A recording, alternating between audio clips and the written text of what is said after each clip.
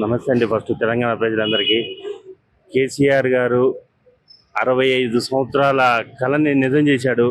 ఇప్పటికొచ్చేసి 15 సంవత్సరాల నుంచి ప్రశాంతంగా ఉన్నది. మళ్ళీ ఇప్పుడు రాజకీయ వేగం అనేది రూపుమాపుతున్నారు.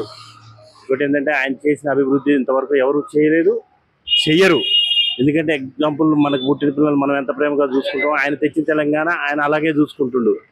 ఎవరు చేయని అభివృద్ధులు చేశాడు ఇప్పటి వరకు. ఒక ఇంతకుముందు గతంలో టీడీపీ గవర్నమెంట్లో కరెంటు గురించి కొట్లాడితే బషీరాబాద్ దగ్గర కాల్పులు జరిపి అమాయక ప్రజల ప్రాణాలు పోగొట్టారు.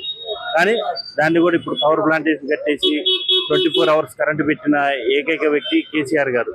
అలానే కాదు, ఇవాళ ఒక సెక్రటరీ తీసుకున్నా, ఒక పోలీస్ కమాండ్ కంట్రోల్ రూమ్ తీసుకున్నా, ఏది తీసుకున్నా చాలా వరకు అభివృద్ధి పనులు చాలా బాగా చేశారు. ఇప్పుడు ఈ 2 సంవత్సరాల నుంచి ఘోరంగా తయారైంది కాంగ్రెస్ పరిపాలన. ఒక రోడ్లు లేవు, ఏదీ లేదు ప్రజెంట్గా.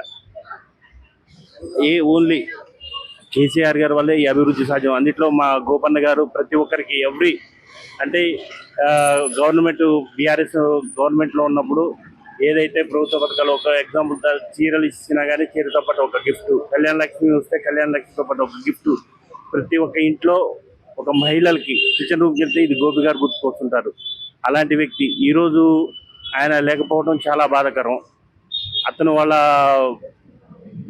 మేడం గారికి, వాళ్ళ సతీమణి మాగంటి సునీత గారికి ఇప్పుడు టికెట్ కన్ఫర్మ్ చేశారు. కానీ ఇదే కొనసాగాలి అంటే కంపల్సరీ మేడం గెలిపియాలి. ఆమె చేసిన అభివృద్ధి ఏంటంటే ఒక బయట కనపడలేదేమో కానీ అన్నకి ప్రతి ఒక్కటి తెలిసి వెనక ఉండి నడిపించిన వ్యక్తి మాగంటి సునీత గారు. ఇప్పుడు చాలా అంటే మహిళలకి కూడా చాలా మంచి అవకాశం. ఏది ఉన్నా కానీ, అలాంటి ప్రాబ్లమ్స్ ఉన్నా ఏ ఉన్నా సరే షేర్ చేసుకునే విషయం కానీ, మంచి చెడులు కానీ చాలా మంచి మనిషి. ప్లస్ నేనున్నానంటూ ప్రతి ఒక్కరికి భరోసా కల్పించే వ్యక్తి.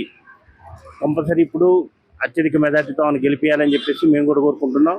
ప్లస్ బీఆర్ఎస్ చాలా బాగుంది పరిపాలన, కాంగ్రెస్ పరిపాలన బాగాలేదని చెప్పేసి ఈ గతంలో ఈ 2 సంవత్సరాల నుంచి జనాలు ఎన్ని అవసరం పడుతున్నారో ఆ విషయాలన్నీ ప్రతి ఒక్కరికి తెలిసిపోతున్నాయి.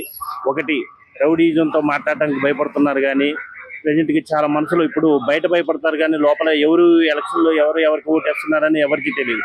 కానీ అది ఓటు రూపంలో బుద్ధి చెప్తారు ప్రజలు అని చెప్పి మాకు బాగా నమ్మకం ఉంది.